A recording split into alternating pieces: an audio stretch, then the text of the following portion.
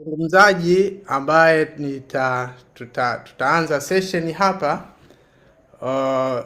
ni mimi Mr. Joseph Kazimiri, na session yetu inahusu zaidi biashara. Kwa hiyo kama kuna mtu labda ulikuwa umemsahau kumkumbusha, basi mkumbushe haraka haraka, au kama ulikuwa hauna sehemu ya utulivu, basi naomba uweze kuwa tu kwenye sehemu ya utulivu, utenge muda uweze kujifunza kile ambacho nina uhakika kitaenda kuwa ni msaada kwako, kama sio kwako basi hata kwenye jamii inayokuzunguka. Nitakuwa sio mzungumzaji wa muda mrefu, ili kuweza kumpa pia nafasi mwenzangu ili aweze kutupatia kile ambacho ametuandalia. Na sijui kwako wewe, ukijiuliza kuhusiana na biashara, ni kipi kinatangulia kichwani mwako? Kwa hiyo tufahamu kabisa kwamba biashara ni safari, na biashara ina tu vitu mbalimbali ambavyo kwamba inabidi uweze kuvijua na uweze kuvivumilia ili uweze kupiga hatua. Sasa nikukumbushe tu kwamba nje na biashara, lakini kuna maandalizi ambayo sisi kama wanadamu huwa tuko nayo. Aidha unataka ufanikiwe kwenye yale mambo ambayo unayoyahitaji au kwenye biashara. Sasa nje na hivyo tu, kuna mambo mengi ambayo yanakuwa yapo labda ndani yako we mwenyewe, kwenye fikra zako, au inaweza ikawa kwenye jamii au watu ambao wanaokuzunguka, ikawa wanakwambia maneno mbalimbali. Sasa hayo maneno usipoweza kuyashinda na kuweza kuepukana nayo, ukayabeba jinsi yalivyo, nakwambia kwamba sio rahisi kupiga hatua kwa kile ambacho unachokihitaji, kwa sababu maisha tumezingirwa na vitu vingi, na siku zote ili uweze kupiga hatua inabidi usimame na uweze kukubali yale ambayo maneno wanayokuambia. Sasa kama kuna watu wanakuambia maneno fulani kwamba wewe labda uko hivi na vile, wewe ndio ukubali, sawa niko hivyo, lakini usiyaruhusu yakashinda uwezo wako, kwa sababu kile ambacho wanachokisema wao, hiyo ni nadharia tu, ila kwenye uhalisia utabaki ni wewe mwenyewe. Sasa hebu tuweze kuangalia maneno ambayo kwamba tuseme kwamba yanaongoza kwenye jamii, na kila mtu kama uko kwenye hatua za kutafuta utakutana nayo. Sasa ila tutalenga zaidi katika biashara. Unaweza kawa hujawahi kuanza biashara kabisa, au hujawahi kufanya biashara kwenye maisha yako, au neno biashara unalisikia tofauti. Sasa na hapa hatutazungumzia tu biashara, tutazungumzia hata na yale maisha ya kawaida.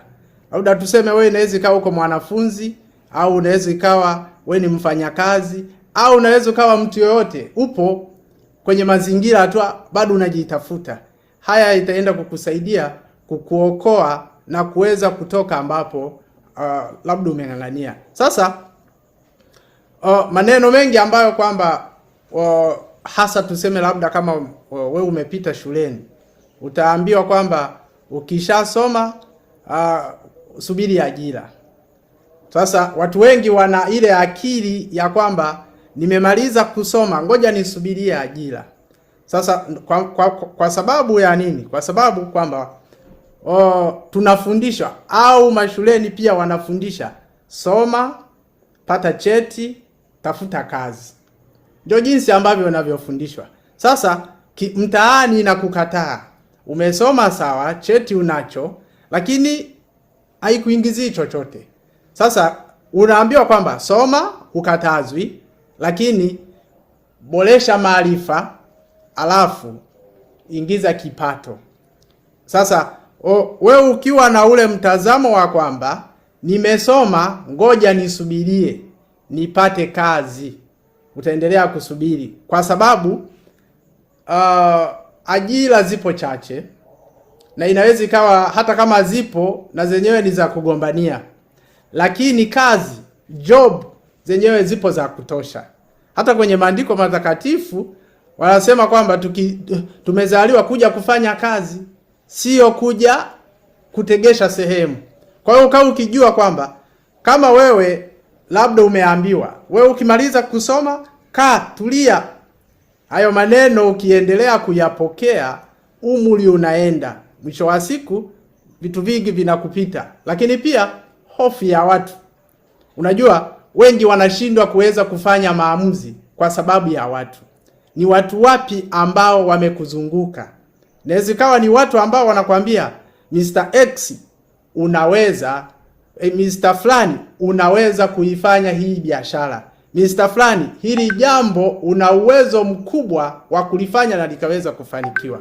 Lakini watu hao wanaweza akawa pia kwako ni kukushusha chini. Wanakuambia wewe, yani wewe mwenyewe unajiuliza, nikianza hiki watu wataniona vipi? Hofu ya watu unakuwa uko nayo. Nikianza leo nikifeli watanionaje? Sasa hawa watu jinsi ambavyo unavyowaona hivi, unajua, hebu tumia principle ya Mwenyezi Mungu. Mwenyezi Mungu jinsi alivyotumia hiyo principle, alitumia principle hii. Aliumba dunia yote, yani sijui wapi na wapi na wapi kule. Mwenyezi Mungu akaitengeneza dunia, akaumba vitu vingi sana. Cha ajabu akatoa watu hawa wawili, Adam na Hawa. Sasa leo hii hebu jiulize, kuwa na mtazamo wa design hiyo, kwamba uwe na mtazamo wa kimungu, kwamba unaanza hata kidogo, kesho na kesho kutwa anakuwa ni mamilioni ya watu. Sasa hebu jiulize, tulikuwa watu wawili, yani walikuwa watu wawili. Ili ni dunia lote unaloliona walianza wawili, baadaye uzao ukaongezeka.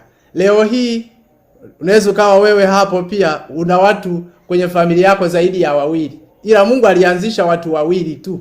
Leo hii dunia sijui tunaionaje. Kwa hiyo usiogope watu, usiwe na hofu na watu kwamba nikianza kwa uchache watanicheka. Mimi na degree, nianze na mtaji wa shilingi 100,000. Mimi nina masters, nianze sijui na biashara sijui iko chini ya milioni ngapi. Sijui mimi nina hiki. Anza, rudi kwenye principle ya Mungu. Principle ya Mungu, dunia ikawepo, mwisho wa siku wewe, mimi na leo tuko hapa. Lakini pia hofu ambao wanakuwa watu wengi wanayo, kushindwa kuanza. Anaogopa, hii pesa, huu mtaji nilionao, nikiudumbukiza kwenye biashara hii, nikiweka kwenye hii biashara itakuwa vipi? Sasa yani mtu anaanza kujijua kwamba itakuwaje mbele wakati hata hajaanza. Sasa mimi nakwambia hivi, ili uweze kuiondoa hiyo hofu ya kushindwa kuanza, inabidi uanze. Yani inabidi uanze. Ukianza ni sawa unapoingia kwenye pambano, au tuseme umebananishwa sehemu, watu wamekuzingira, kuna moyo fulani na hisia fulani zinakuja zinasema, hebu nipambane niweze kujiokoa, maana hawa watu sio wazuri. Sasa utashangaa hiyo nguvu unayoitumia, hata ukija kutoka hapo, we mwenyewe unaanza kuwaza, hivi jamani, tokaje hapo? Imekuwa kwaje nikatoka hapo? Sasa hata kwenye jambo lako, kwenye mafanikio yoyote yale, hakikisha unaondoa neno kutokuanza. Wewe anza hivyo hivyo. Vipi wewe leo hii wazazi wako wangeogopa kusema vipi mke wangu au vipi mama yako angebeba ujauzito alafu akashindwa kujifungua? Maana yake mimi na wewe leo hii tusingekuepo. Kwa hiyo tumia principle ile, anza. Ukishaanza vitu vingine vinafunguka, kwa sababu unaambiwa hauwezi ukafunguliwa mlango wakati hujabisha hodi. Kuanza ni kubisha hodi, ndio mlango unaweza ukafunguliwa, au itakubidi ubisha hodi zaidi ya mara 3 mara 4. Sasa kuna watu akishaanza tu siku ya kwanza, siku ya pili, anaona mambo hayaendi, hapo hapo anapiga chini, anasema bwana, ngoja nijaribu tena kitu kingine. Leo tuko mwezi wa kwanza, kuja kufika mwezi wa 7, huyu mtu unaweza ukakuta kashaanza vitu zaidi ya 4 5. Anaanza anaacha. Sasa ukishaanza, maana yake kwamba ukishakuwa na alfa, hakikisha omega pia unaifikia. Lakini pia hofu ambayo wanakuwa watu wanayo, au jamii, mtu anashindwa kusema naanza biashara, anahisi kwamba kufanya biashara au kutimiza kile anachokihitaji ni lazima uwe na mtaji wa pesa. Sasa kuna mitaji kama ya aina 3. Kuna mtaji wa maarifa, lazima uweze kuwa nao. Ukiweza kuanza biashara na huku hauna mtaji wa maarifa, biashara nyingi zinaondoka pasipo, yani baada ya muda tu hii biashara inaondoka.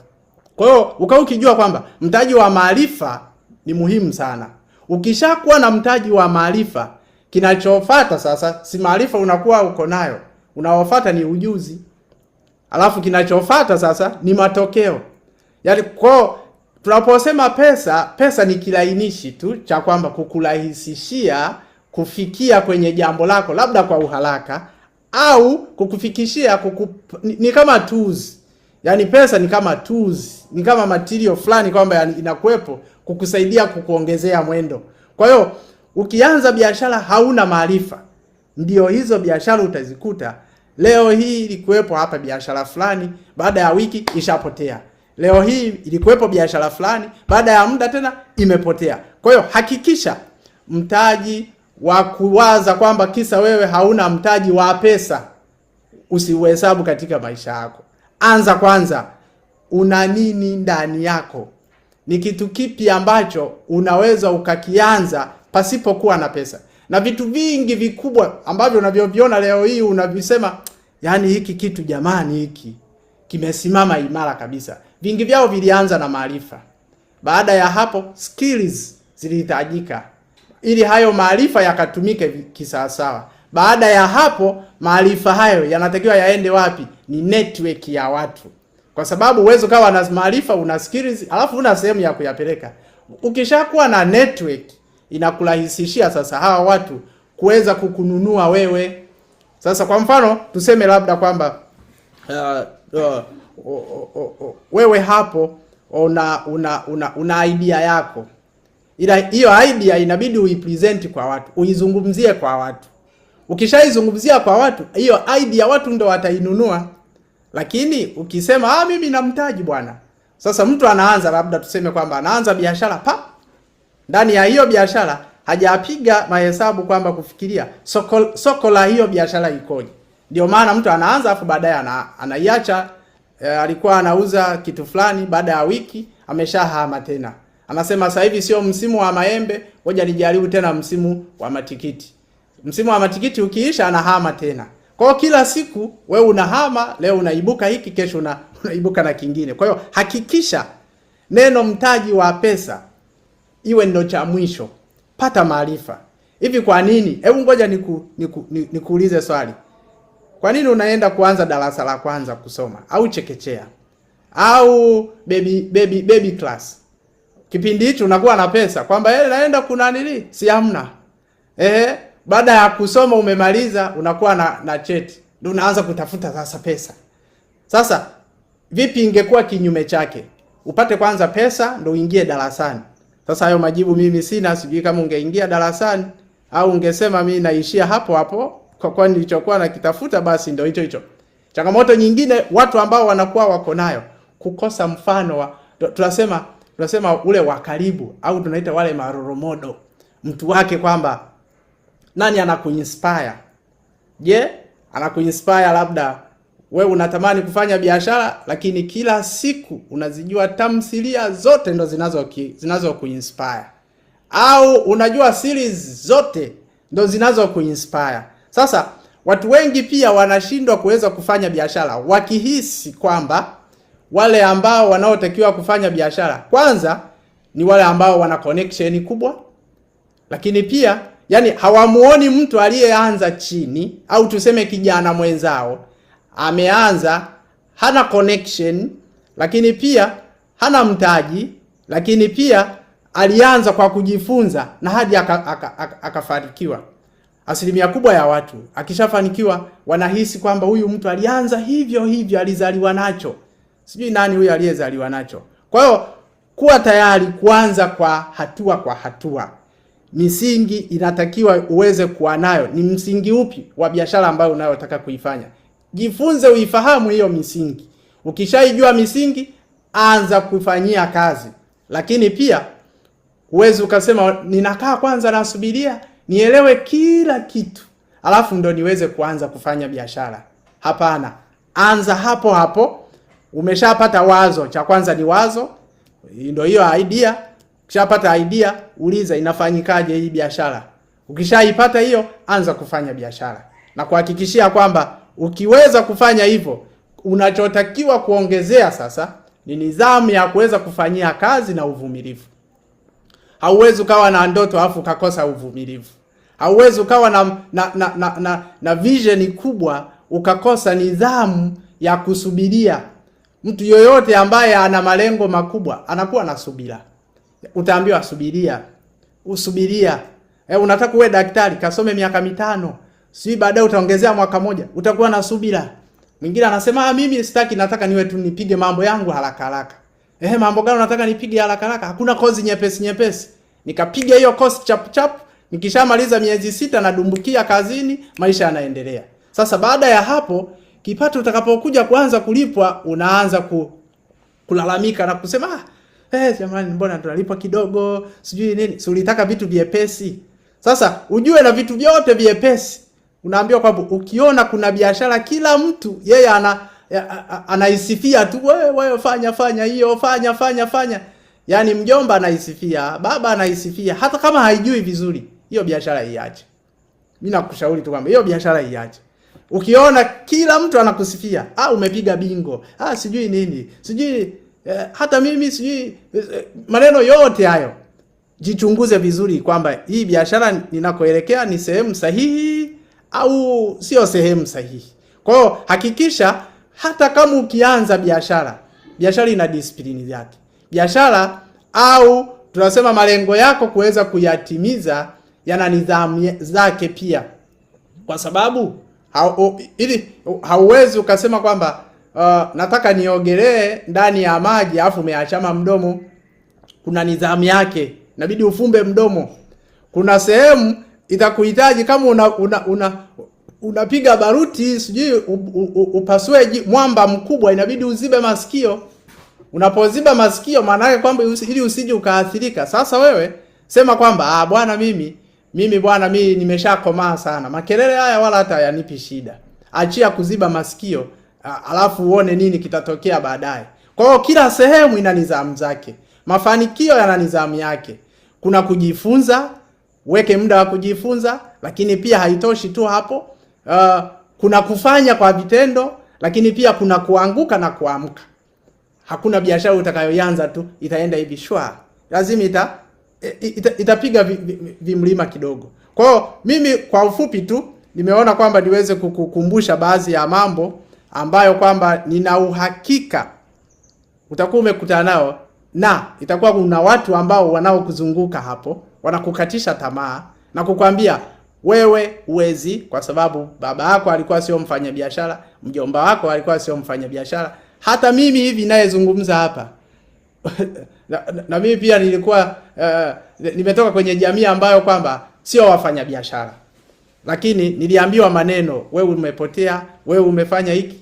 Leo hii tunavyozungumza ni miaka 10 ninafanya biashara. Na aina hii ya biashara utaenda leo kujifunza na kupata maarifa makubwa zaidi ambayo kwamba ukiweka muda na kuomba tu uweze kuwa hata na kalamu pembeni na daftari, alafu uwe na utulivu tena, uongeze utulivu mara ya pili. Kwa sababu mtu ambaye ninaenda kumkaribisha hapa, kwanza kabisa kama ni kusoma amesoma. Cha pili, kama ni maarifa anayo. Cha tatu, kama skills anazo. Cha 4, ana uelewa wa kukupitisha na kukufundisha kwamba una uwezo wa kukua. Yaani kama kipepeo kinavyoanza kwamba itaanza hiki, itaanza hiki, utaanza hiki, baadaye unaanza kupaa tu hewani.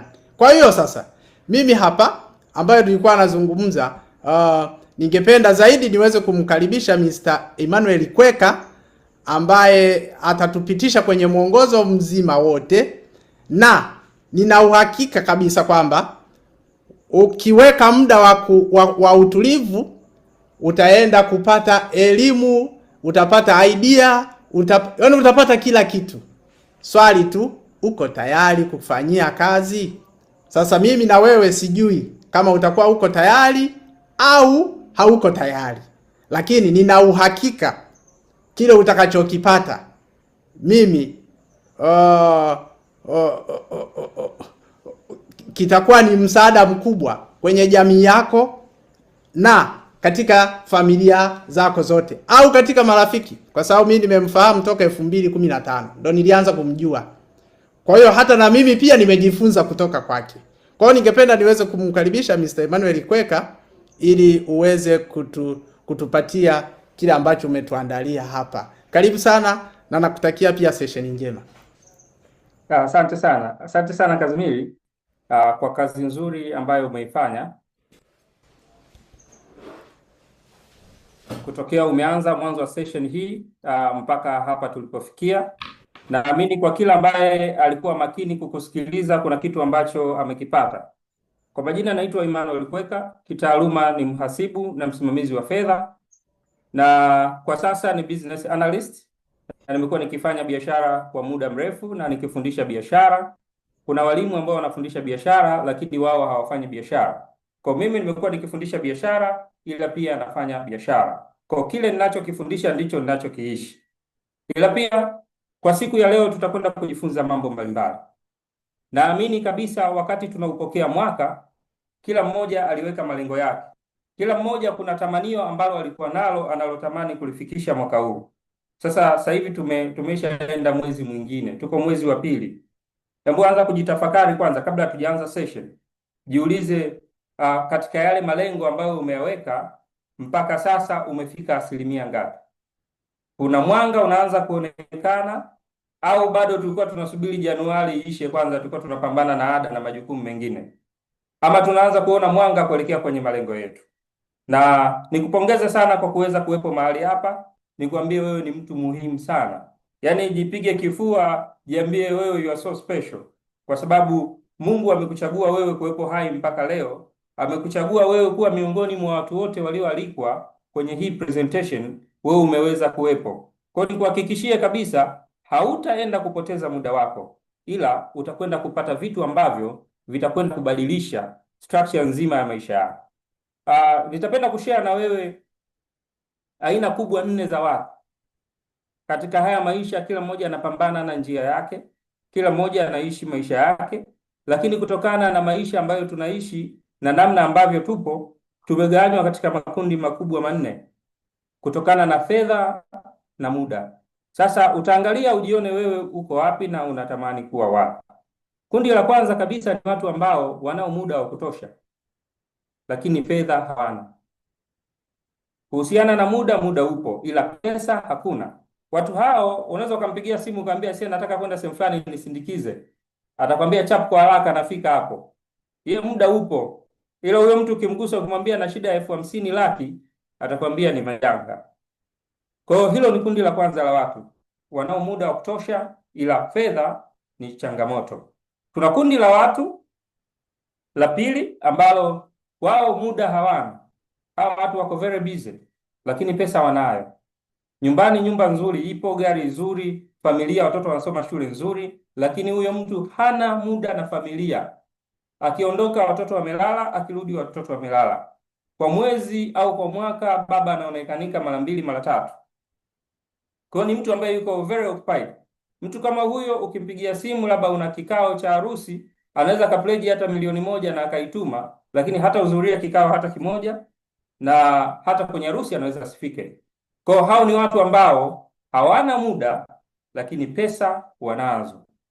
Kwa ninapoelezea hili tafakari na wewe kundi ambalo upo na ni kundi gani unatamani kuwa. Kundi la tatu ni watu ambao hawana fedha ila pia hawana muda. Kwa hiyo ukimgusa kwenye muda, hayupo, hana muda, atakwambia I'm so busy, aisee, niko tight sana. Ila ukimgusa kwenye hela tena, atakwambia ni majanga, bado mambo hayako vizuri. Na kwa asilimia kubwa sana, kundi hili lina watu wengi ambao ni wasomi pia. Unakuta yuko very busy, sio kwamba hafanyi shughuli, anafanya shughuli, lakini sio productive to ile extent ambayo inaweza kumfanya maisha yakaenda vizuri. Kwa hiyo anapambana kupambana na changamoto, anapambana kutatua vitu vya hapa na hapa, lakini hawezi kuwa na source kubwa au income kubwa inayomfanya awe kundi la watu wenye fedha. Kwa hiyo hili ni kundi ambalo lina watu wengi sana, hawana muda. Ukimpigia simu unamwambia kuna opportunity, tukutane tuzungumze, atakwambia sasa niko busy sana, sina muda. Ila mtu huyo ukimwambia kuna shida ya $100,000, still hawezi kuikamilisha kwa sababu tena pesa hakuna. Kundi la 4 na la mwisho ni watu ambao wana muda wa kutosha, ila pia wana fedha ya kutosha. Hawa watu wanaishi ndoto zao, ana muda kufanya lolote kwa wakati wowote, na ana fedha ya kuweza kufinance lolote kwa wakati wowote. Ni watu ambao wametengeneza mifumo. Sasa katika haya makundi yote ni watu ambao unakuta wanapambana kutumia juhudi 100% ya uwezo wao walionao kuingiza kipato. Ila kundi la 4 ni kundi ambalo watu wameandaa mifumo ya fedha kuwatafuta wao. Kwa hata akiwa amelala, hata asipokuwa anapambana huku na huku, ameshaandaa stream ya pesa kumfata yeye. Na watu wao mara nyingi hata wakifa, still fedha zinaendelea kuingia katika familia. Sasa tujiulize, mimi na wewe leo hii tupo kundi lipi? Jibu unabaki nalo hapo, uko kundi lipi? Na je, unatamani kuwa kundi lipi? Sasa ili uweze kuwa kundi unalotamani kuwa, lazima ujue ni nini kinakupasa na nini kinatakiwa wewe kukifanya ili uweze kwenda kwenye kundi ambalo lipo. Sasa tuko kwenye ulimwengu ambao watu wanapambana na changamoto za hapa na pale kila siku. Kila mmoja ana changamoto yake. Kuna watu ambao wana changamoto ya fedha. Kuna watu wana changamoto ya kupata elimu ya juu, hana ada ya juu, asomeje, afanyeje. Kuna watu wanapambana, changamoto yao kwao inawatesa ni kuamka mapema, labda kuwahi kazini. Yeye ndio changamoto hiyo kwake. Yaani anapata stress sana alamu inapogonga kwamba amke aende kazini. Kuna wengine wana stress na msongo wa mawazo mbalimbali, aidha ya kimahusiano au ya nini. Watu wana changamoto za afya. Ila pia wengine wanafikiria watazeeka katika staili ipi, katika njia ambazo wanatumia katika kupambana, akiangalia miaka 5-6 baadaye, naenda kustaafu, hivi nitakuwa na maisha yapi? Naenda kuzeeka nikiwa mzee wa namna gani? Mzee wa kulaumu vijana na kuwalaani kwamba hawanitunzi, au mzee mwenye furaha na kuwaonyesha vijana mwanga zaidi? Ila katika haya maisha tuko na watu ambao wanaishi ndoto zao. Tuna watu wana changamoto, tuna watu wenye ndoto zao. Sasa kuna watu wana ndoto za kusomesha watoto wao mpaka chuo kikuu, au wewe hapa unayenisikiliza unatamani uweze kugraduate chuo, ni ndoto yako hiyo unayo. Ila kuna wengine wanaishi hiyo ndoto. Kuna wengine wana ndoto ya kumiliki majumba ya kifahari, tunasema a beautiful home, ila kuna wengine tayari wanaishi hizo ndoto. Kuna watu wana ndoto ya kuwa na familia yenye furaha, ila wapo ambao wanaishi hizo ndoto. Kwa sasa wewe jiulize, hizi tunazoziongea kwako ni ndoto unatarajia kuzifikia, ama ni tayari wewe unaziishi kwenye hizi ndoto? Kuna wengine wanapenda kuwa na usafiri wa maana, machine. Wapo wanaomiliki hizo, wanaishi ndoto hizo. Ila pia wapo ambao wameweka kwenye dream board zao kwamba anatamani kumiliki gari fulani. Sasa kwa mjumuisho wa wote, aidha unaishi katika kupambana na changamoto ama unaishi katika ndoto zako. Kwa siku hii ya leo tutajumuika kwa pamoja kujifunza namna ambayo itakwenda kutuunganisha kuweza kutengeneza mfumo mzuri ambao utatusaidia katika masuala mazima ya kiuchumi, ila pia itatusaidia katika masuala mazima ya kiafya. Naamini kabisa hakuna mafanikio mazuri yenye afya mbaya. Kwa ili tuweze kuwa na mafanikio sahihi, ni lazima tuweze kuunganisha vizuri, tuunganishe afya na tuunganishe na uchumi wetu. Sasa tuangalie katika maisha haya tunayoishi, kutokana na changamoto ambazo tunakutana nazo. Hebu jitafakari, unadhania ni uoga ambao unakufanya uishi maisha ambayo unayaishi sasa, ama ni opportunities hakuna That's why uko hivyo ambavyo upo. Jibu utabaki nalo mwenyewe. Je, kuna opportunities nyingi tunakutana nazo, lakini uoga unatukwamisha kuzifanya, ama hakuna opportunity tunazokutana nazo? Kwa changamoto sio uoga, changamoto ni opportunity, ama changamoto sio opportunity, changamoto ni uoga ambao unatukwamisha kuishi maisha ya ndoto zetu. Sasa kwa pamoja leo, kwa kufahamu hili, tunaweza kwenda sambamba kabisa na kuonyeshana mfumo ambao umebadili maisha ya watu wengi sana, na ambao kwa siku hii ya leo utakwenda kubadilisha na wewe maisha yako. Kuna mfumo unaitwa team marketing. Ni mfumo wa biashara ya kisasa ambapo umeweza kubadilisha maisha ya watu wengi sana. Utakwenda kuona zaidi na zaidi kadri tutavyopitia kipengele mpaka kipengele. Whether umewahi kusikia huu mfumo wa team marketing ama haujawahi kuusikia, mimi naomba empty your mind, nisikilize kwa makini, uone ni kwa namna gani mfumo huu unaweza kukufanya 2026 ikapate kuwa yenye kibali na kutimiza malengo yako mwaka huu. Mfumo huu unaweza kukutengenezea wewe leverage. Leverage ni kugawana muda na watu wengine kukuzalishia kipato. Sasa kwa namna hivi ni kitu ambacho katika maisha tunayoyaishi tunakifanya kila siku. Na nitatoa mfano. Dada zetu ambao wanapenda kwenda kusuka saluni, labda tuseme saluni ya Mama X, kila siku anaenda kwa Mama X kusuka. Atapendeza, ataambia na mashoga zake, Mama X anasuka vizuri, kichwa hata akiumi. Mama X bwana ana huduma nzuri sana pale. Ukienda utafanya hivi na hivi. Kwa hiyo wale mashoga zake nao watavutiwa na sentesi za yule kwenda kwa Mama X. Nao wataenda kwa Mama X, watasuka vizuri, watapendeza.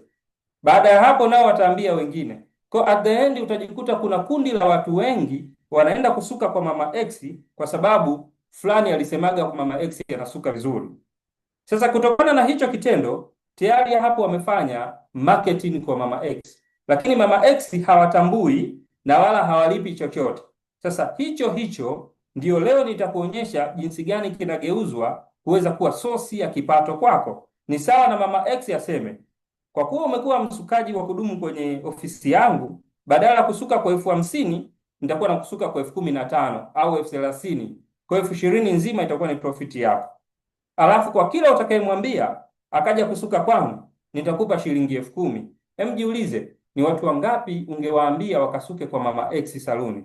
Sasa hicho ndicho tunakileta katika mfumo wa kisasa kupitia kampuni bora kabisa ambayo itakwenda kukulipa kutokana na information yoyote ambayo inapatikana kupitia kwako. Na kwenda kuleta opportunity ya Forever Living ni kampuni kubwa sana ya Kimarekani ambapo imekwenda kutimiza malengo ya watu wengi sana. Naamini na wewe unaonisikiliza sasa itakwenda kuwa mwanga katika maisha yako. Sasa lazima tuielewe kampuni kiundani na tuone kwa namna gani itakwenda kugusa maisha yako. Na uone kwa nini ufanye na kampuni ya Forever Living. Kwanza ni kampuni kubwa ya Kimarekani ambayo headquarters yake ni Scottsdale, Arizona, USA. Ila pia imekuwa owned privately na ni kampuni ambayo haina madeni. Inafanya international. Tuko nchi zaidi ya 167 duniani. Ila pia imebezi katika afya na muonekano bora. Tunasema health and wellness sector. Kwa wale wanaofuatilia takwimu, ukifuatilia takwimu za kiuchumi, industry ipi ambayo inaingiza a lot of money au trillions of money, utagundua ni health and wellness sector. Kwa sababu gani? Sasa hivi watu wengi wamekuwa very aware kuangalia afya. Ila pia mbalimbali zinazohusiana na muonekano. Kwa kila mmoja anataka kuonekana vizuri, kila mmoja anataka kuwa na afya bora. Kwa kupitia hivyo, kampuni ya Forever ambayo mpaka sasa tuko zaidi ya miaka 47. Tafakari kwa makini, zaidi ya miaka 47 iko sokoni na inaendelea kukua kwa ukubwa zaidi. Kwa ni kampuni bora, sio kampuni ya kutikisika, sio kampuni ya kuanza leo na kufa kesho kama makampuni mengi ambavyo yanakufa. Kwa Tanzania tuna miaka zaidi ya 18. Ni kampuni ambayo inatoa sapoti na mwongozo mbalimbali na ni kampuni ambayo imeshawahi kushika nafasi nzuri sana ya kulipa kodi Tanzania. Ila pia tuna ofisi East Africa. Kote tuna ofisi. Na kwa Dar es Salaam tuna ofisi hapo Victoria Tani House. Kwa hiyo sasa kutokana na kufahamu kwa background hii ya kampuni, lazima tuone kampuni na base na nini. Kwa sababu unaweza ukajiattach na kampuni iliyo na bidhaa za ovyo biashara yako haitaweza kuwa successful. Ila kwa kampuni ya Forever Living ni kampuni bora yenye bidhaa bora duniani. Ni kampuni ambayo inatumia mmea wa aloe vera kama zao mama kwenye bidhaa zake. Kwa nini? Sosi kubwa ya aloe vera wanasema ni sosi ya nutrients, ila pia bidhaa zimetengenezwa kwa ubora wa hali ya juu na ni bidhaa zinazohitajika kwa matumizi ya mwanadamu ya kila siku. Sasa kwa nini uweze kufanya kazi na Forever? Kwa sababu, kwa nini uelewe hilo? Aloe vera ambayo kampuni ya Forever inaitumia ina faida ndani na nje ya mwili. Nje ya mwili itakusaidia kumoisturize ngozi yako kuwa nyororo, kuwa vizuri kabisa. Ila pia ndani ya mwili aloe vera inafanya kazi ya kusafisha mfumo wako wa mmeng'enyo wa chakula. Leo hii watu wengi wanasumbuliwa na changamoto za mmeng'enyo wa chakula. Kwa kupitia bidhaa za Forever itakwenda kusafisha mfumo wako wa mmeng'enyo wa chakula katika bidhaa utazotumia. Itaimarisha kinga yako ya mwili, kusaidia ufyonzwaji wa nutrients mwilini na kuweza mwili wako kuwa na afya bora na kuwa very energetic. Sasa kuna takwimu hizi zinaonyesha kwamba watu wengi duniani wanahangaika na madawa ambayo wanayatumia, zaidi ya 100% ni kutokana na matatizo yaliyosababishwa na mfumo wa mmeng'enyo, mfumo wa maisha ambayo wanaishi, lifestyle tunasema, and diet. Jiulize, leo hii umesikia watu wangapi wanashindia juisi ya malimao na matango? Jiulize, mara ngapi umesikia watu wasema wanafanya diet, anajinyima kula hichi, anajinyima kula hichi. Na watu wengi wamekuwa wakifanya hivyo. Mimi nina shuhuda ya watu ambao nimewashuhudia wakifanya hivyo. Unakuta badala ya kupungua uzito anaotaka kupunguza, anakonda, anadhoofu, ngozi inasinyaa, inakosa nuru. Yaani ukikutana naye unaona huyu kama anaumwa, sio kama amepungua. Anakonda huku dashboard zinaonekana. Kwa hiyo watu wengi wamekuwa na lifestyle mbalimbali. Ila ukiachana na hiyo wanaotaka kujipunguza na kufanya diet, kuna mfumo wa maisha ambao tunaishi. Ulaji wetu umekuwa ovyo kutupelekea katika changamoto mbalimbali za kiafya. Tunajua kabisa tunatakiwa kula mlo kamili, balanced diet.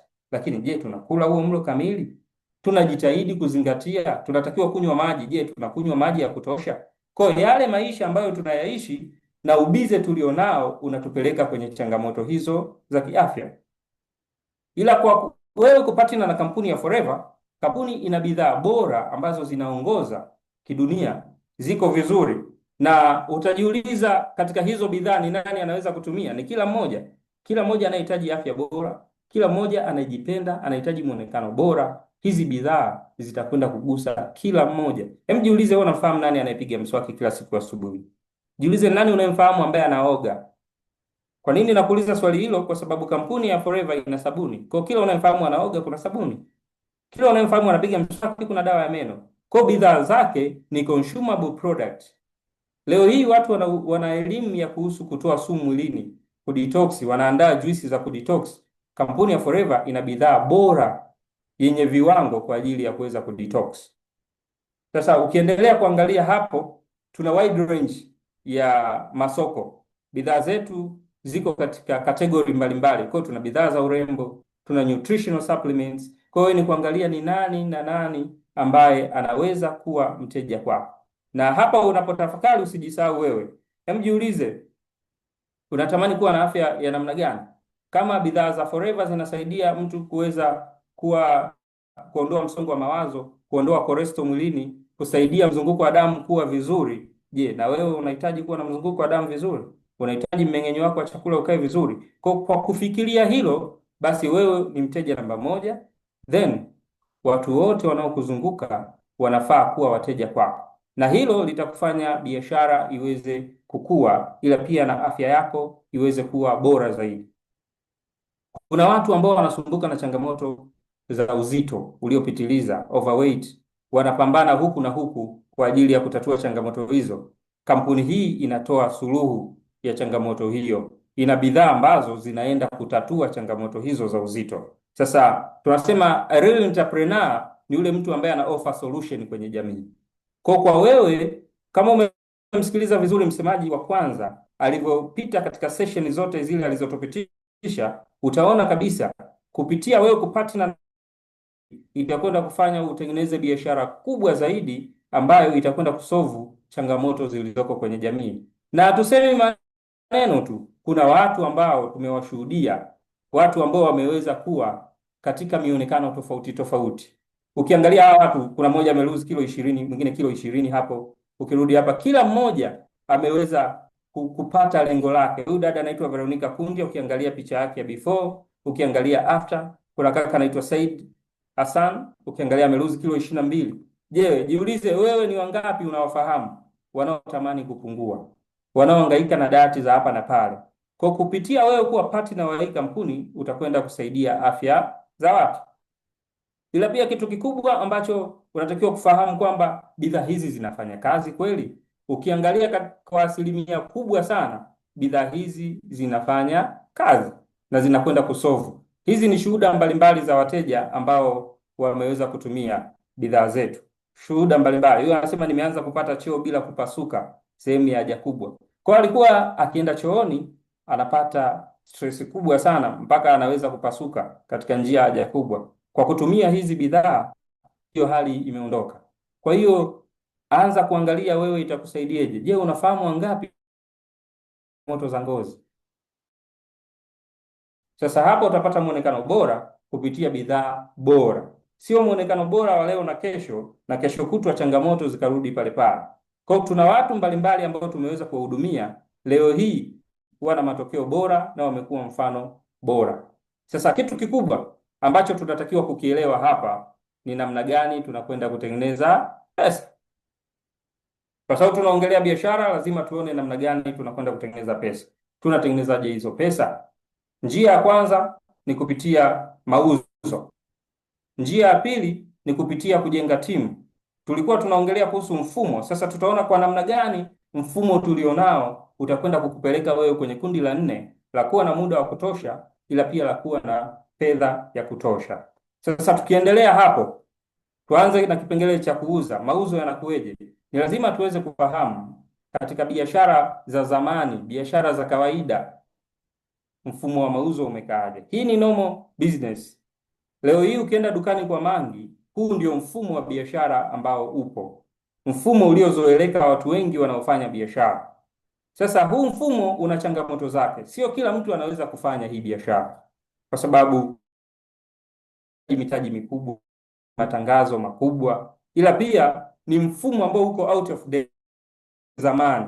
Sasa leo hii nakwenda kukuintroducea wewe mfumo ambao ni mfumo wa kisasa, mfumo ambao utakuwezesha wewe katika namna yoyote ile kuweza kufanikiwa kibiashara pasipokuwa na elimu, kuangalia wewe elimu yako ni ipi, pasipo kuangalia wewe umezaliwa katika familia ipi, umetokea wapi, biashara inayohitaji wewe kusema yes na kuamua kujifunza uweze kuifanyia kazi. Huu ndio mfumo wa kisasa ambao tunaufanyia kazi kupitia kampuni ya Forever, na ambapo inaanza producer inafata wewe. Kwa wewe utapata access ya kupata bidhaa moja kwa moja kutoka kwenye kampuni, na wewe utatumia kwa matumizi yako binafsi. Naamini unaoga, unapiga mswaki na vinginevyo, unajipenda. Kwa baadhi ya bidhaa utazitumia kwa ajili ya matumizi yako, ila pia utashare na unaowajali na unaowapenda kwa ajili ya kuweza kupata wateja. Kwa utavoshare nao watakuwa ni wateja kwako. Utakaoshare nao kuhusiana na biashara, nao watafanya the same. Huu ni mfumo ambao kila mmoja anaweza kuufanya. Ni mfumo ambao tunatumia maneno tu, tunazungumza na mtu kumwelewesha mfumo. Anaelewa, anaona namna gani atapata profit, atapata bonuses na anaamua kufanya, na tunabadilisha maisha kwa pamoja. Unaweza ukajiuliza, hivi mimi nikianza hii biashara wateja wangu watatoka? Anza kujiuliza. Nguo uzito, unatamani watu ambao wanapenda ngozi zao, unafahamu watu wanaojali afya zao, watu wenye familia, kuna watoto, kuna watu mbalimbali wanatuzunguka, wana changamoto mbalimbali za kiafya. Hao watu wote tutakupa elimu ya kujua namna gani ya kuweza kugusa katika changamoto zao na kuweza kuwasaidia kupitia kampuni hii. Kwa kufanya hivyo, utakuwa tayari umeweza kutengeneza wateja. Ila na watu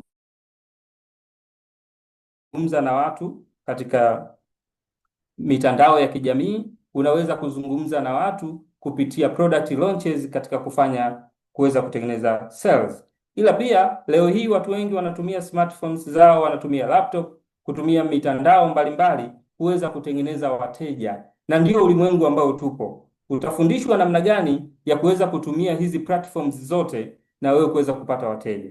Kwa sio stress tena, leo hii nitauza wapi, nitapata mteja wapi. Tuna njia ambayo mfumo upo tayari, utaonyeshwa namna gani ambayo wewe utakwenda kutumia vizuri. Ila pia kitu kingine, tujiulize, zaidi ya milioni 31 wanatumia internet sasa hivi. Watu wengi wanatumia internet. Je, wewe ukiingia katika matumizi yako ya mitandao ya kijamii, unapotumia internet, inakuingizia pesa au unaingia tu kuangalia watu wanavyoingiza pesa? Kwa kupitia mfumo huu tutakuonyesha namna gani na wewe unaweza kutengeneza kipato kupitia mifumo iliyopo. Nitatoa baadhi ya mifano tu namna gani unaweza kumake money. Niliongelea ile juice. Faida ambayo wewe utajiunga na kuwa mwanachama wa hii kampuni, ukiuza ile juice moja utatengeneza faida ya 25,000. Nikupe tu roughly. Kwa mfano tukasema mwezi mzima umeziuza juice 20, utakuwa na uhakika wa 500,000 extra. Sasa fikiria wewe ni mwajiriwa, uko busy kazini, ila umeposti status, umeposti kwenye mitandao ya kijamii kuhusu faida za hiyo juice, na umeweza kuziuza 20 tu, kwa una uhakika wa 500,000 extra ambayo umetengeneza as a profit kupitia sales. Kuna hii bedroom pack ambayo imegusa maisha ya watu wengi sana sana katika masuala mazima ya uzazi, afya ya mwanaume. Hii paki faida yake na 120,000. Tukisema umeziuza 10 tu, utakuwa umetengeneza 1,200,000. Mimi nataka hapa ufikirie katika reality ya kifedha. Yaani na kuonyesha bidhaa na kuonyesha fedha. Tumeongelea swala zima la weight management program ambayo ni C9 program, na watu wamepungua, umewaona.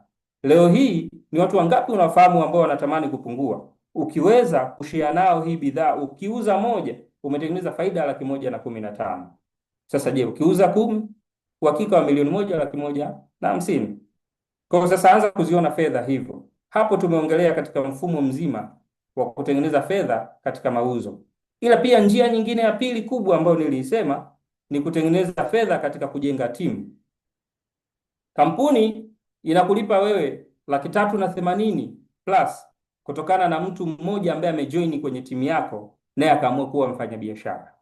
Let's say umeshia na rafiki zako wakasema okay, na mimi nimeipenda hii biashara, nataka niwe mfanyabiashara. Atajiunga moja kwa moja na kampuni straight. Kampuni itakulipa wewe 380,000 plus kwa sababu ya wanaamini hiyo pesa wangepoteza kufanya matangazo ili waweze kumpata huyo mtu aweze kuwa mtumiaji wa bidhaa za kampuni na aweze kushare na watu wengine hiyo bidhaa. Sasa tafakari katika namna hiyo, utakwenda kufundisha wengine kitu kile unachokifanya na utajitengenezea kipato, na sio kipato kidogo. Kadri timu yako inavyozidi kuwa kubwa, kipato chako kitazidi kuwa. Kwa utatengeneza mfumo wa kipato kisichokuwa na kikomo, tunasema limited income, na hivyo ndivyo ambavyo unaweza kufanya. Sasa tumeanza na session ya kwanza ya ndugu yangu ambaye alianza kupresent, Mr. Kazimiro. Mimi nimeonana naye Dodoma miaka hiyo akiwa amekuja chuo Dodoma, na nimependa ni share story yake hapa. Kazimiro alitoka kwenye hiyo nyumba unaoiona hapo, ndipo alipokuwa anaishi kijijini kwao, na kwa bahati mbaya zaidi huyu kijana ambaye ndio tunamuona picha yake hii hapa akiwa hostel chuo kikuu cha Dodoma, akiwa anaishi kwenye hiyo nyumba akawa amefaulu kwenda chuo. Kwa bahati mbaya zaidi baba yake alifariki. Kwa hiyo sasa zile fedha za mchango ya lambilambi ndio zilimwezesha yeye kwenda chuo. Kwa amefika chuo kwa fedha za lambilambi zile ambazo zimesapoti huko nyumbani kwenye msiba. Sasa sijui niseme ni kwa bahati mbaya au kwa bahati nzuri, yeye binafsi akishuhudia hapo ndo huwa anaongea hilo. Sasa akiwa hapo chuo, kilichokuwa kinamuumiza sana ni mazingira aliyotoka nyumbani, na katika kuendelea na chuo akaona bora astopu masomo kwanza, arudi nyumbani ili mdogo wake naye aweze kusogea kimasomo, kwa sababu wamebaki na mama na kujigawa kiuchumi, huku huyu asome chuo, huyu afanyaje, ilikuwa ni ngumu. Kwa hiyo yeye aliamua kustopisha masomo, akaanza kupambana na maisha. Alikutana na opportunity hii ya Forever akiwa huko chuo. Kwa alivyorudi kupambana na maisha, aliamua kuifanya hii biashara ya Forever Serious. Na aliporudi sasa nyumbani kwao baada ya kuifanya hii biashara seriously, alienda kupabadilisha pale alipokuwa anaishi. Hebu angalia hii picha hapa katika engo zote mbili. Ndio kale kajumba katope unachokaona pale alipokuwa akiishi. Kwa alienda kumkabidhi mama yake nyumba hiyo, na yeye sasa hivi muonekano wake ni huu, na ndio yule aliyeanza na session ya kwanza kabisa katika kutufundisha, kututake through kwenye hii session ya biashara. Kwa hiyo mimi nikiangalia kwa mtu huyu ambaye namfahamu physically, nimemuona toka step ya kwanza mpaka sasa namuona na anaendelea kusonga mbele, naona kabisa hii biashara, haijalishi umetoka mazingira gani, hii biashara inaweza ikawa msaada kwako na kukujengea kipato kizuri na kipato endelevu. Ila pia hajaishia kuonyesha upendo katika familia yake, kuwabadilishia nyumba. Tunamwona huyu dada hapa. Huyu dada alikuwa akisumbuliwa na changamoto za afya, alikuwa na kansa ya mfuko wa kizazi. Ameteseka sana, ametibiwa sana hospitalini. Lakini aliweza kubahatika kuconnect na Kazimiri. Kazimiri akaongea naye kwa kuwa ana confidence na kuamini bidhaa za Forever. Kazimiri aliweza kumshirikisha bidhaa za Forever. Huyu dada alikuwa ameshatumia madawa mengi ya kienyeji na ya hospitali. Ilifika wakati daktari aliwaambia ndugu zake kwamba huyu sasa mrudisheni tu nyumbani ili kuendelea kuondoa gharama nyingine, kuendelea kusubiri kitakachotokea. Kwa ndugu walikuwa washakata naye tamaa, wanasubiri mapenzi ya Mungu yatimie. Lakini alipoweza kuconnect na Kazimiri, Kazimiri alimuelewesha kwa namna gani bidhaa zetu zinaweza kuwa msaada kwake. Nafikiria kutoka mtu mwenye kansa ya mfuko wa kizazi anakuja kuambiwa kuna supplement ambazo ukitumia zitakusaidia, utakuwa vizuri. Ilikuwa ni ngumu kuamini, lakini alipoamua kuthubutu kumwamini, leo hii huyu dada anaonekana akiwa katika muonekano huu. Ni mdada ambaye amekwenda kubadilika completely. Na alivyoona afya yake imerejea, watu wengi walikuwa wamemkatia tamaa, wanamuuliza ni nini umefanya, imekuwaje? Aliwaambia nimetumia bidhaa za kampuni ya Forever. Sasa watu wakaanza kutaka kujua zaidi kuhusu bidhaa hizo zinafanyeje. Akamrudia Kazimiri akamwambia, mimi watu wananiuliza na hizo bidhaa sizijui, nifanyeje? Ikatokea opportunity sasa hapo. Kazimiri akamwambia, wewe anza hii biashara, then hizi bidhaa wewe ndio utawauzia wao, sio mimi. Kwa leo hii naongea na wewe, huyu dada akiwa amefanikiwa kwenye hii biashara, naye amefanya makubwa kwenye hii biashara, lakini chanzo cha yeye kuanza hii biashara haikuwa kutafuta pesa. Kwa sijui mimi na wewe leo hii, wewe uko katika hali gani? Pengine una fedha za kutosha. Angalia katika swala zima la afya yako kwa kupitia bidhaa za kampuni hii. Ila pia wako vijana wengi ambao walianza kwa ndoto zao mbalimbali ambazo walitamani kuzitimiza. Leo hii wanaishi hizo ndoto zao. Tukiangalia hapa hawa vijana roughly tu, utaona ni kwa namna gani wana furaha na bashasha, hata katika hizo picha zilizopigwa, kwa namna gani wameweza kununua usafiri wao kupitia hii biashara. Ni watu ambao personally nawafahamu, tuko nao kwenye hii biashara na ninaona maendeleo yao siku zote. Sasa kutokana na hii story yote hapa, mimi nilioko mbele yenu nilianza hii biashara nikiwa na changamoto kubwa sana ya madeni. Nilikuwa natamani sana kufanikiwa kwenye biashara. Nilipomaliza chuo nilipata ajira straight away na nikaanza kufanya kazi, lakini nikawa kila nikipima kile ninachokiingiza na maisha nayo yatamani, niliona kwa kweli itanichukua muda mrefu sana, ama pengine nikashindwa kabisa kutimiza. Kwa hiyo nikaanza kupambana na biashara mbalimbali nyinginezo. Katika kupambana na hizo biashara, ilifika wakati nikachukua na mikopo kwa ajili ya kujazia kwenye biashara zangu mambo yaende vizuri. Kwa bahati mbaya zaidi nikapigwa losi katika hiyo biashara ambayo nilikuwa nikizifanya. Kwa hiyo nikawa na marejesho makubwa ya biashara ambayo imeshakufa. Kipindi hicho ndio nakutana na Forever mara hiyo ya pili. Mara ya kwanza nikutana nao nikiwa chuo, lakini nikaignore hii biashara. Nimekuja kukutana nayo nikiwa kwenye stress za marejesho. Mimi lengo langu kubwa, sikuwa nawaza magari, sikuwa nawaza manyumba. Mimi nilikuwa natamani nitengeneze 600,000 tu nje na mshahara wangu. Nikajua nikipata 600,000, nikiongeza na mshahara wangu, nitapeleka yale marejesho ya watu ambao nadaiwa. Kwa hiyo lengo langu kubwa halikuwa hela nyingi. Lakini nilivyoanza hii biashara ndani ya mwezi wangu wa 3, nilijikuta hiyo 600,000 inawezekanika kwenye biashara. Hiyo ikanipa imani kwamba kumbe inawezekana. Nikaongeza juhudi. Mwaka mmoja baadaye nikakuta na uwezo wa kutengeneza kipato kikubwa katika hii biashara nje na ajira yangu. Kwa hiyo ilinifanya nikafanya upembuzi yakinifu, nikajitafakari maisha ninayoyatamani ni yapi na naona wapi patanifikisha wapi. Binafsi niliamua kuachana na ajira, nikafocus na biashara. Sisemi ajira ni mbaya, hapana. Kila mmoja na malengo yake na naamini kila mmoja inamsaidia katika nafasi yake. lakini kwangu mimi binafsi niliona uamuzi wa kujitegemea mwenyewe ili niguse maisha ya watu wengine wengi na kufikia malengo yangu ambayo nayatamani, nikaamua kustop kwa ajira. Kwa mwaka mmoja baadaye nilistop kwa ajira. Kutoka hapo mpaka leo sifahamu ajira inafananiaje, sifahamu kuhusiana na ajira, nafahamu kuhusiana na biashara, nafahamu kugusa maisha ya watu tofauti tofauti. Nilianza hii biashara nikiwa kijana, na katika kupambana na hii biashara, kama tunavyokuwa vijana, tuna malengo mbalimbali. Nikaanza kuulizwa what is your dream car. Kipindi hicho mimi hata sijui dream car ni nini. Kwa hiyo hivi inakueje? Nikaanza kujenga ndoto, kwa sababu nakutana na watu wenye mitazamo mikubwa, wenye mandoto makubwa, na mingo na watu wanaoingiza kipato kikubwa. Kwa hata mimi lile lengo la laki 6 tena likapotea, kwa sababu niliweza kulipa marejesho nikayamaliza, na ninaona watu wanatengeneza pesa nyingi. Kwa na mimi nikaanza kuwaza pesa kubwa, mandoto makubwa, nikaota ndoto kubwa. Nashukuru Mungu kwa watu walionizunguka. Kwa hii biashara hautakuwa na watu tu wa kukuambia kauze hichi, wako watakao kuongoza katika ndoto zako. Tunaona hapo Kazimiri aliongelea kuhusu role models. Huku utapata role models ambao wataweza kukuongoza katika njia ambayo unatamani kuifanya.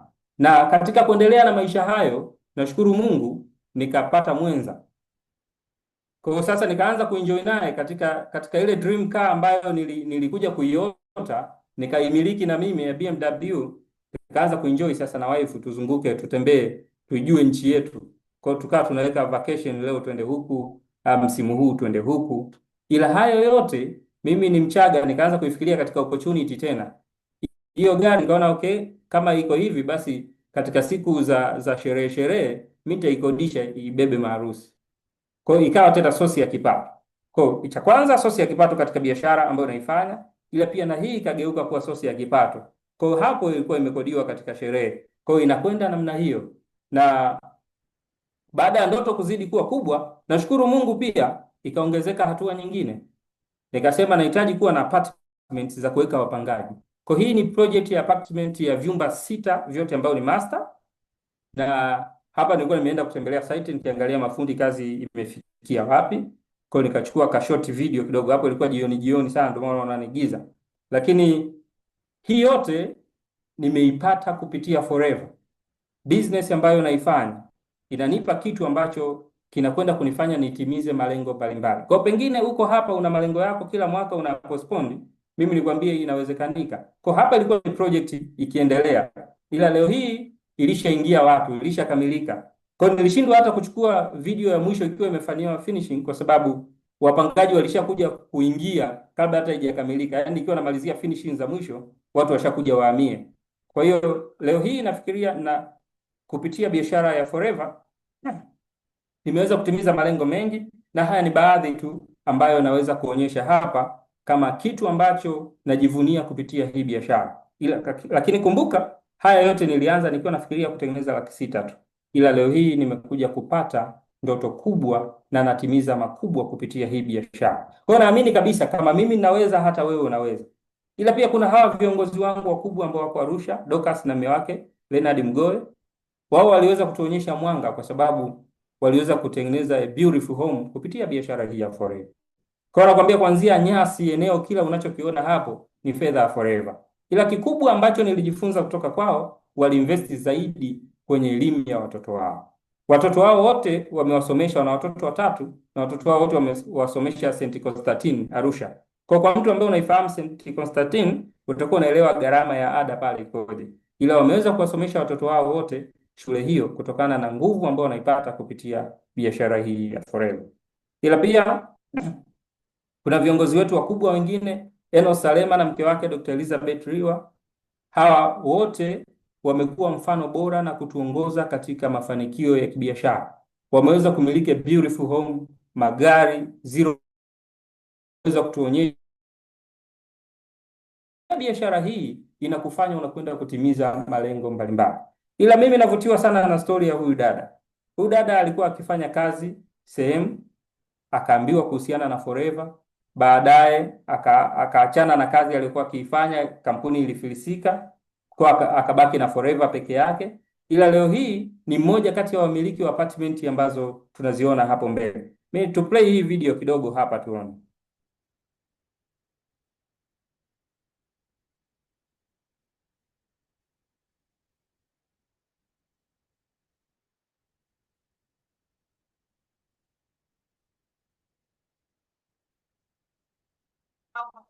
kutakuwa kuna shopping malls, kutakuwa kuna maduka mengi sana, kutakuwa kuna miradi mingi sana ambayo inaendelea katika ili eneo lote. Kwa hiyo hiyo yote ni manufaa kwa Watanzania kuweza kuwatengenezea.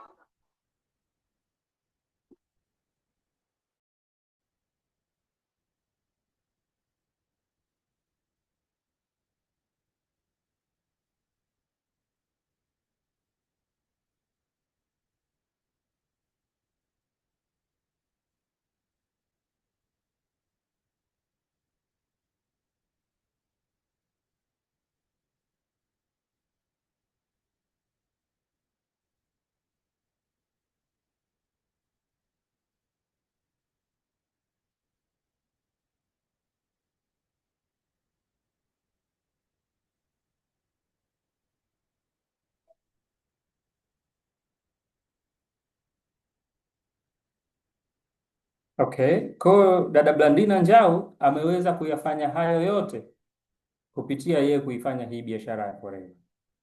Ameweza kumiliki gari 0 kilomita na platinum kaweka jina lake.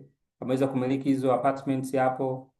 Ameweza kufanya mengine makubwa mengi. Hapa ni baadhi tu nimeweka, sio kwamba hawa nilionyesha hapa ndio watu wote forever waliofanya ni hawa tu. Wako watu wengi wenye story nyingi na kubwa mno, of which ni very touching, lakini kutokana na muda nimeweza kuweka baadhi. Ila kampuni ya Forever inakupa nafasi nyingine ya kuingia kwenye incentives ambazo ni forever to drive. Ukiweza kufikia level fulani katika hii biashara utapewa $400 kila mwezi au $600 au $800 kutokana na level ambayo umeweza kuiperform. Ila pia tuna safari za kimataifa. Kwa wale wanaopenda safari, Forever kila mwaka tuna safari. Utalipiwa kila kitu kwenye safari hizi. Kwa hiyo utaenjoy maisha. Na hawa ni baadhi ya Watanzania wenzetu ambao wameenda nchi tofauti, nchi mbalimbali kutokana na kuenjoy hii biashara yetu na kupata safari hizo. Kwa kuna kila ambacho unakihitaji. Mimi huwa napenda kusema kila ambacho unakihitaji. Ila pia mwishoni mwa mwaka mwenye kampuni anaangalia umezalisha faida kiasi gani katika kampuni, anashare na wewe profit. Kwa wale wanaoelewa mambo ya investment na nini, ni sawa na tunaingia katika swala hilo. Kwa anagawana faida aliyoipata na wewe ambao umefanya vizuri. Kwa kila mwaka zinatoka zaidi ya $3,000 mpaka $1 milioni 1.5 million. Kwa jiulize sasa, kwenye zile ndoto zako wewe ni kipi ambacho unaona Forever inaweza ikakutimizia? Na kwenye haya maisha, ili tuweze kufanikiwa, tunahitaji vitu vikubwa vitatu. Naomba unisikilize kwa makini kabisa tunapokwenda kumalizia hapa. Haijalishi umesikiliza vipi tokea mwanzo mpaka sasa, haijalishi umepambana vipi kutokea kipindi hicho mpaka sasa, leo hii unanisikia, ili uweze kufanikiwa kwenye haya maisha, unahitaji darubini. Unahitaji darubini kwa ajili ya kuweza kuona miaka kadhaa ijayo unataka kuwa wapi. Jaribu kuvuta picha 5 years baadaye, unataka uamke katika nyumba ya namna gani, ya kufananieje? 5 years baadaye unataka uendeshe usafiri wa namna gani? 5 years baadaye unataka watoto wako wawe wanaenda shule ipi? 5 years baadaye unatamani uwe mtu wa namna gani na uguse kipi? Uwe nani kwenye hii jamii? Uguse nini kwenye hii jamii? Kwa darubini ni kitu muhimu sana. Sisemi uende dukani ununue darubini. Katika mindset yako anza kupicture miaka kadhaa ijayo. Na kupitia hii biashara ya Forever utakwenda kuona katika namna zote. Ila kuwa na darubini pekee haitoshi. Inahitajika magnifying lens. Magnifying lens ina zoom. Kuna opportunities nyingi sana kwenye ulimwengu tuliopo. Unahitaji magnifying lens uweze kuzoom, ukapick the right opportunity ya kukusaidia wewe kufikia malengo yako. Unaweza ukakurupuka ukaingia kwenye opportunities ambazo ukajikuta unapoteza muda na kupambana kila siku kwenye cycle ile ile. Ila leo hii nimekuonyesha opportunity ya Forever. Ukiweka magnifying lens yako hapo, hebu zoom vizuri, take that opportunity, you will never regret, kwa sababu maisha yako yatakwenda kubadilika. Ila yote ya yote katika haya maisha tunahitaji helmet. Hii ni zana muhimu sana, kwa sababu akili yako iweze kulindwa na moyo wako uweze kuwa strong kwenye malengo yako unahitaji helmet. You have to wear helmet, na sio helmet ukanunue dukani helmet ya pikipiki uanze kutembea nayo barabarani. Hapana, na maanisha si kila anayekuzunguka ataweza kuwa msaada katika maisha yako na kukuambia inawezekana. Pengine hata hii presentation ukishare tu na mtu atakwambia haiwezekani, ni uongo. Sasa kwa wewe ulioyasikia mwanzo mpaka mwisho, miliki vitu vitatu: miliki darubini, miliki magnifying lens, miliki helmet. Itakwenda kukufanya maisha yote yabadilike. Unaweza kuanza hii biashara kwa kujoin free registration. Hakuna gharama yoyote kujoin hii biashara, ila pia tutakushika mkono na kukuongoza kwenye step zote ambazo unatakiwa kuzifuata kwenye hii biashara. Unaweza ukaanza kwa mtaji full ambao ni 1,612,000, ambao mtaji utajichagulia bidhaa zipi uanze nazo, ama unaweza ukaanza kwa mtaji full mwingine ambapo wenyewe utaanza kwa 1,202,300. Ni mtaji ambao kampuni imekuchagulia bidhaa za kuanza nazo. Kwa hiyo utakuwa umepangiwa hizi kadhaa, hizi kadhaa, hizi kadhaa, ila yote utakuwa umeanza full mtaji. Ila umeshindwa hiyo, unaweza kuanza kidogo kidogo. Kuna half pack, unaweza kuanza kwa mtaji wa 8,600,000, ni half pack ambao ni 500,000. Kwa kufanya hivyo utakuwa ni mwanachama wa kampuni ya Forever na tutakushika mkono kukuongoza kuelekea kwenye mafanikio. Mimi nikushukuru sana kwa kunisikiliza na nikwambie, anza sasa, kwa sababu mwaka mmoja baadaye ukija utajutia kwa nini ukuanza sasa. Kama haya yote yamebadilisha maisha ya watu tofauti tofauti, hakika Mungu ana sababu ya wewe kuwepo mpaka mwisho huu kunisikiliza na kusikiliza biashara hii. Tutakushika mkono na kukuongoza. Nashukuruni sana kwa kunisikiliza. Hakikisha unawasiliana na aliyekualika kwenye session hii ambayo unatamani kuyaelewa na akupe mwongozo nini kifuate uweze kufanikiwa. Asanteni sana na watakia usiku mwema.